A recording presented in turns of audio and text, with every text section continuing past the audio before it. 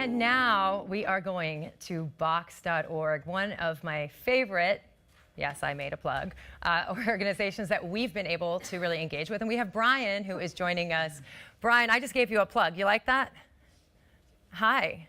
Can you hear me? Yeah, that was really sweet of you. Thank you very much. Yeah, I'm waiting for the big bucks. Can you hear me okay? I can hear you perfectly. Hi.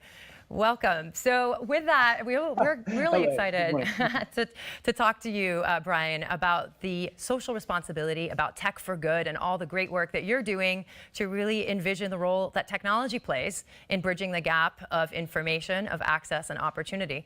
So before we dive into all of that, just tell us, how did you get into the tech for good space? Yeah, for me, was fortunate enough to make my way to India at the beginning of 2001 and work in some schools in Himachal Pradesh. Are you able to hear me? Yes, we can hear you perfectly.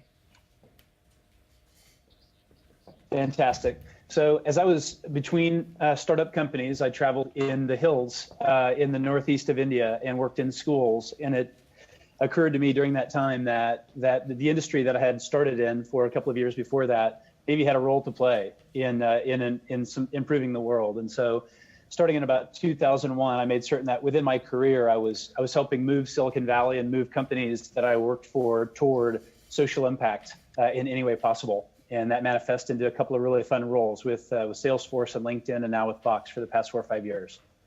Bryan, you're one of those few tech executives that I've met that we reached out to you and told you about this crazy, bizarre idea called the Global People Summit, and you were one of those first people that was like, this is amazing.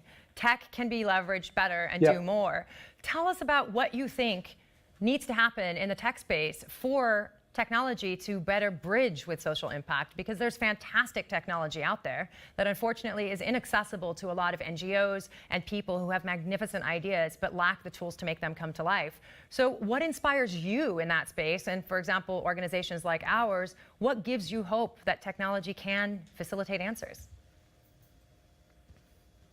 Well, you have to know that what we just heard that the good president referred to there is the interconnection, this interconnection among all. And when you think about the way that we're productive as individuals, as societies, as governments, as companies, there's often some aspect of people, process, and technology that factors into those things. And as I see it, it's sometimes less the technology aspect itself, meaning the function of the technology or the M-Pesa increment of money that it moves to a citizen, or the iPad that's facilitating remote medicine. It's almost more the ecosystem that surrounds that technology that has, I think, historically been under leveraged.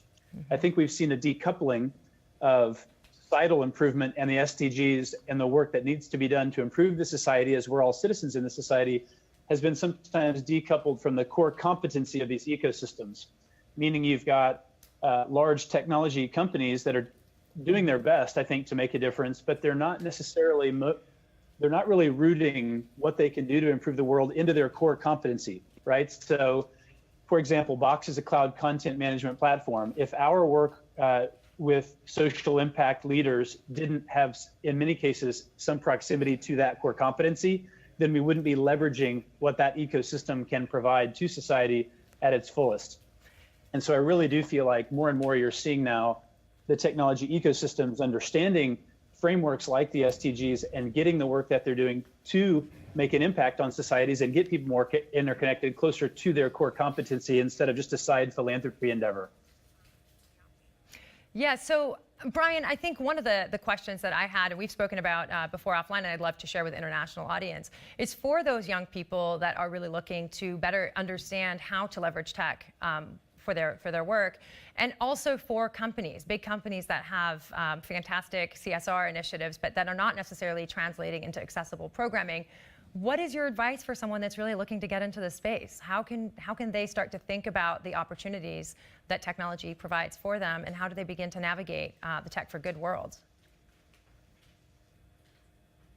Yeah, so it can be a bit difficult for sure. I mean, I think we always have this challenge of just like with any society, there's always going to be an exclusivity problem in some areas whereby there will be a scarcity of access, and we're doing everything we can in many of the technology organizations who are making social impact one of their highest endeavors, one of their top priorities, and weaving that into the work that they do, it is getting across that and through that wall that can sometimes be a challenge. So fortunately, I would say if you're a young social entrepreneur or you're just someone that's trying to enlist others in social impact and improve this world, and you know that technology and the ecosystems around technology can be a lever, there are organizations like TechSoup.